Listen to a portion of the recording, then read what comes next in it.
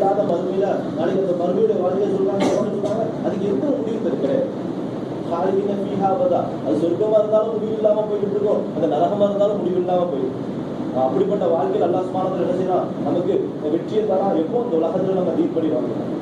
ஏன்னாங்க அந்த உலகத்துடைய இந்த வஸ்துகள் இருக்குது, வஸ்தை பத்தி அல்லாஹ் குர்ஆன்ல சொல்லும் போது நம்ம பார்ப்போம், படைபலங்களை பார்ப்போம், பெரிய பெரிய கட்டிடங்களை பார்ப்போம், காசுகளை பார்ப்போம். அதை பார்த்து நம்ம நினைக்கிறோம் இதுலதான் வெற்றி இருக்குது. அந்த பாருங்க ஒருத்தர் கோடிக்கணக்காக சம்பாதிச்சுட்டு இருக்கான், இங்க சந்தோஷமா இருக்கிறான், இங்க பாருங்க எவ்வளவு பெரிய கட்டிடத்துக்கு மேல வாழ்ந்துட்டு இருக்கிறான், இங்க நிம்மதியா இருக்கிறான், இவன் எப்பவும் ஏசிக்குள்ளேயா இருக்கிறான், இவனை பார்க்கவே சந்தோஷமானவர் யாரும் கிடையாது நினைச்சிட்டு இருக்கோம். ஆனா அல்லாஹ்வுடைய ரசூலும் அல்லாஹ்வும் சொல்லி வர்றாங்க, அதுல வெற்றி சந்தோஷப்படி சாயக்கூடாது சொன்னாங்க. இது எல்லாமே அவனை சோதிக்கக்கூடிய வஸ்துகளா இருக்கு.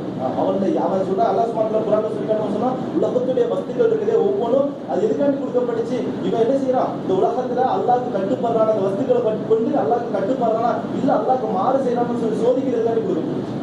நபி ஸல்லல்லாஹு அலைஹி வஸல்லம் சொன்னாங்க, ஹதீஸ்ல வருது, உலமாக்கள் விளக்கப்படுத்துறாங்க. நபி ஸல்லல்லாஹு அலைஹி வஸல்லம் சொன்னாங்க, நான் ஏழை பார்த்து கூட பரிதாபப்படல, நான் வறுமையை கண்டு கூட நான் பயப்படல, வறுமை என் உம்மத்துக்கு வறுமை வந்துருமோன்னு சொல்லி கூட நான் பயப்படல, நான் உம்மத்துக்கு வறுமை வந்துருமோன்னு சொல்லி கூட பயப்படல. எனக்கு எதை கண்டு பயமா இருக்குன்னா, இதுக்கு முன்னால ஒரு உம்மத்து, இதுக்கு முன்னால சில கூட்டங்கள் இருந்தாங்க, அவங்களுக்கு செல்வங்கள் அதிகமா கொடுக்கப்பட்டுச்சு.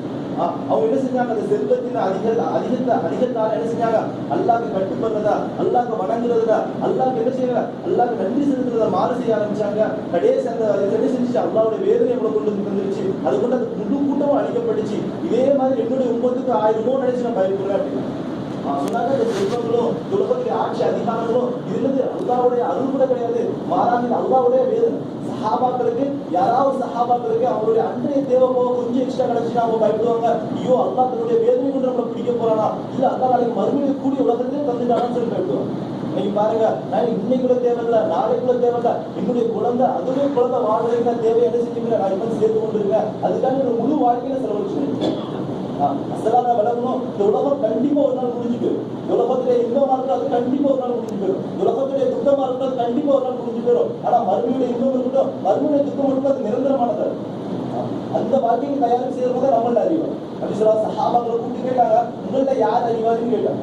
சஹாபாக்கள் சொன்னாங்க, நபியல்லா உங்களை தவிர வேற யாருக்கும் தெரியாது, நீங்களே சொல்லுங்க அப்படின்னா. சொன்னாங்க, விளக்கப்படுத்தினாங்க, யாரு தனக்கு கொடுக்கப்பட்ட அந்த குறுகிய காலத்துல முடிவில்லாத மறுமைக்கு தயாரிப்பு செய்யறாங்களோ அவங்க தான் உங்களுக்கு அறிவாங்க. பாருங்க, நமக்கு இந்த காலங்கள் வாழ்க்கை கொடுக்கப்பட்டிருக்கு, இது என்னைக்கு முடியும் நமக்கு தெரியும்.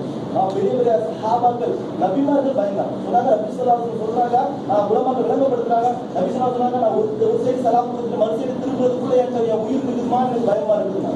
பாருங்க எவ்வளவு பெரிய விஷயம். நம்ம என்ன 1 மணி நேரம் ஆகும் ஒரு சலாமுக்கு, நம்ம உள்ள தொழுதோம், ஒரு சலாம் மறு சலாமுக்கு எவ்வளவு நேரம் ஆச்சு சொன்னாங்க. என் செருப்புல என் வார செருப்புல மாட்டிருக்க காலை கழட்டுற வார காலில இருந்து கலருது பாத்தீங்களா, அந்த நேரம் எனக்கு உயிர் இருக்குமா எனக்கு பயமா இருக்குது சொன்னாங்க. ஒரு கவலை உணவு எடுத்து என் வாயில வச்சுக்க, அது தொண்டைக்கு இறங்குற அளவுக்கு எந்த உயிர் இருக்குமா, இறங்குற நேரத்துக்கு எந்த உயிர் இருக்குமா எனக்கு பயமா இருக்குது அப்படின்னா.